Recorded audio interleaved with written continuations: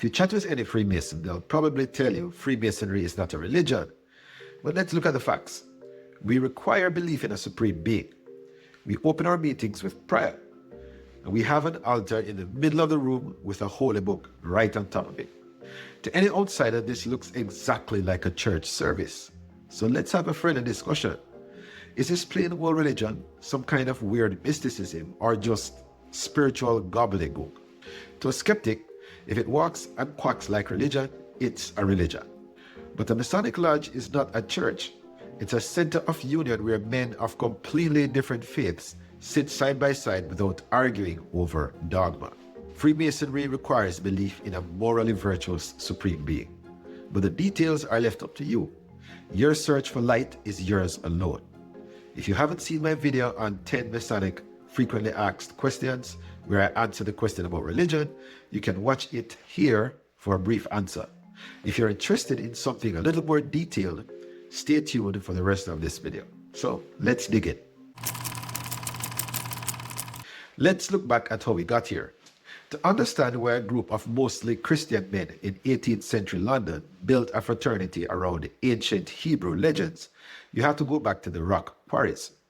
Originally, the old stone carvers weren't just putting mortar on blocks. They were looking for a sacred family tree. To make their trade secrets feel important, they tied their craft directly to the grandest building project in the volume of the sacred law, King Solomon's Temple, a geometrical marvel if there ever was one. In the Middle Ages, geometry felt like magic. It was a quiet power, a way to map the sky and raise massive stone walls that seemed to defy gravity. These early builders started borrowing ideas. They pulled from ancient Eastern lore, whispers of Egyptian builders and Greek mystics who saw numbers as the language of God. They designed the lodge room itself to mimic the temple, facing east to west to follow the path of the sun. This wasn't a church, it was a schoolroom. They used the working tools, the square, the compass, the plumb line, to teach honesty and balance. But then the cathedrals were finished.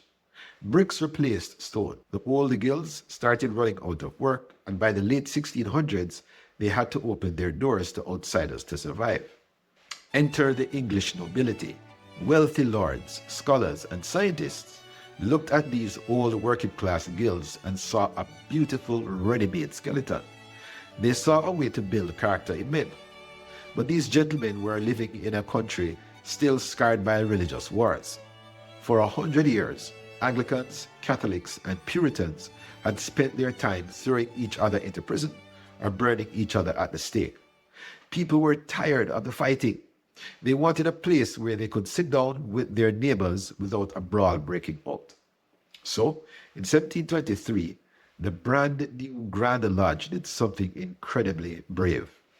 In James Anderson's Book of Constitutions, they wrote that Masons would no longer be forced to follow the specific religion of their country. Instead, they would only be obliged to that religion in which all men agree. Think about how radical that was for the time. These were Christian men, deeply tied to the Church of England, yet they chose to drop the dogma at the door. They decided that when you step into the lodge, you leave your theological arguments outside.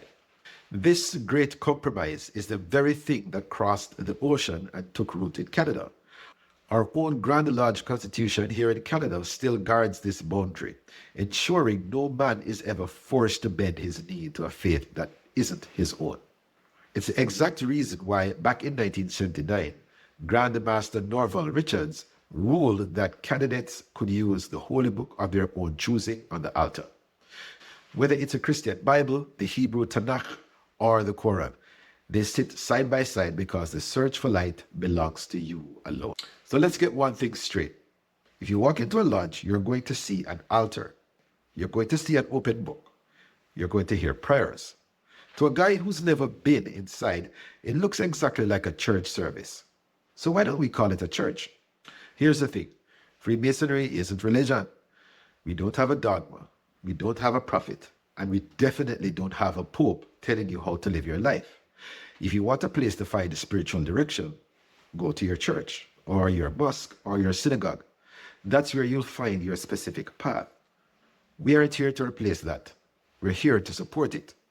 When you walk through our doors, we only ask one thing of you. Do you believe in a supreme being? We don't care what you call that being. We don't care if you call it Yahweh, God, Allah, or the great architect of the universe. We don't need you to sign a statement of faith that matches ours. We just need to know that you recognize something bigger than yourself. It's personal, it's yours alone. Your faith is the foundation of your moral life, and we want you to bring that to the table.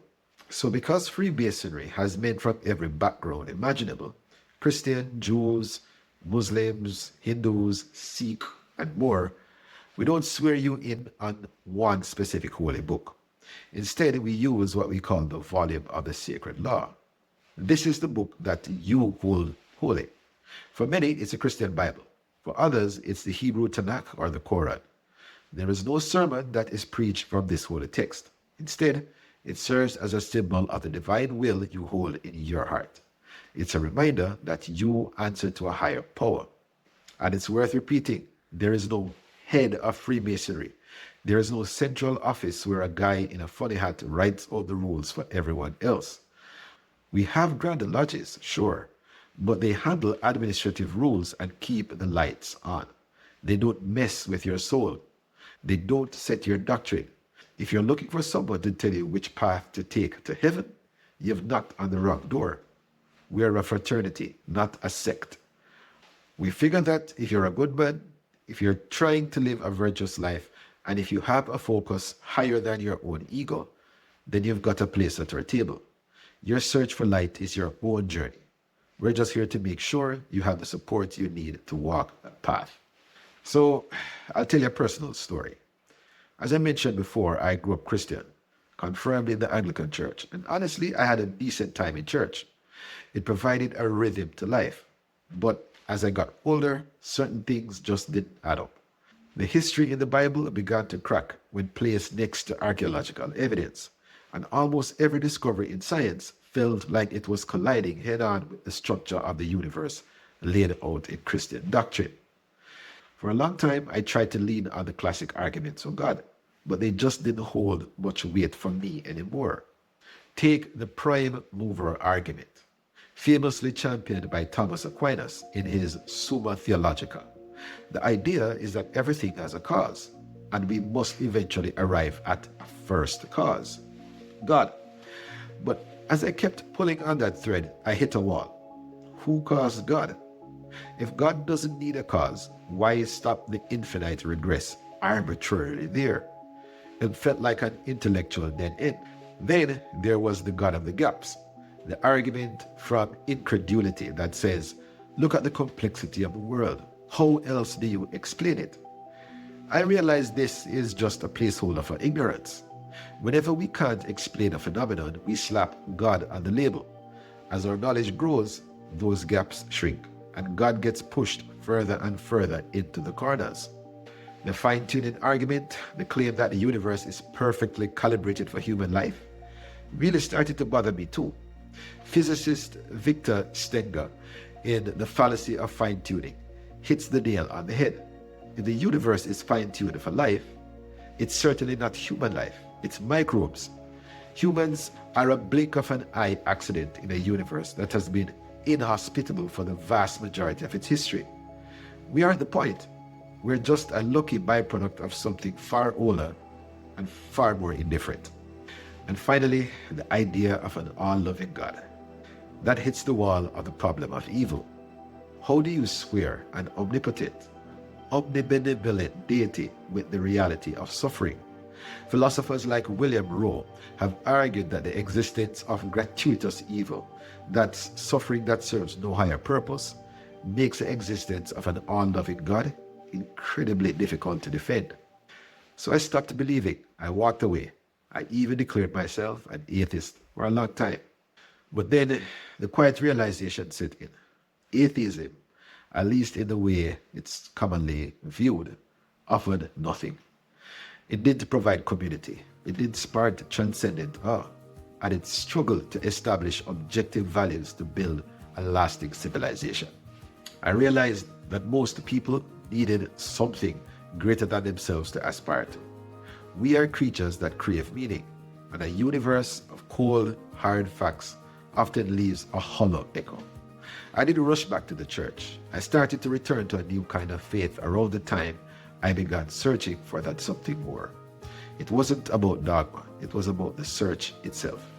It wasn't too long after that I stumbled onto the Masonic approach. The fraternity doesn't care if you call the supreme being Yahweh, God, or Allah. We just need to know you recognize something bigger than yourself. My faith today isn't about rigid sectarian rules. It's a deeply personal faith. I don't need to talk about it. I don't need to justify it. I don't need to explain it to anyone. And that's where I finally found a path that felt honest to me. So we've spent the better part of this episode pulling apart the threads of faith and skepticism. I know for many of my viewers, the idea that a lodge can function without a dogmatic tether feels impossible. We are constantly taught that you either bow to the altar of a specific defined faith or you are left out in the cold. But that's a false choice. My journey from the comfortable pews of childhood through the stark and hollow void of the atheist forum phase and finally into a mature personal faith isn't a sign of failure. It is actually a prerequisite for growth. When you strip away the dogma, you don't necessarily lose the need for the transcendent. You just stop using religion as a crutch for your intellectual laziness. As I mentioned earlier, the fraternity serves as a center of union. It doesn't ask you to check your brain at the door or sign a statement of faith that mocks your own experience. It provides a sanctuary where men of all different faiths can sit together and pursue a common goal of continued self-improvement. We have something special here, especially in our Canadian jurisdiction. We don't just tolerate different beliefs, we respect them as sovereign. We take the dogma out of the equation so the actual work of being a decent man can begin. So stop looking for someone else to carry your faith for you. Take that search for light into your own hands. Find the brothers who will stand by you when the chips are down, not the ones who just want to echo what you already believe. It's your path. Own it. This is the Brotherly Love Podcast. Let's get to work.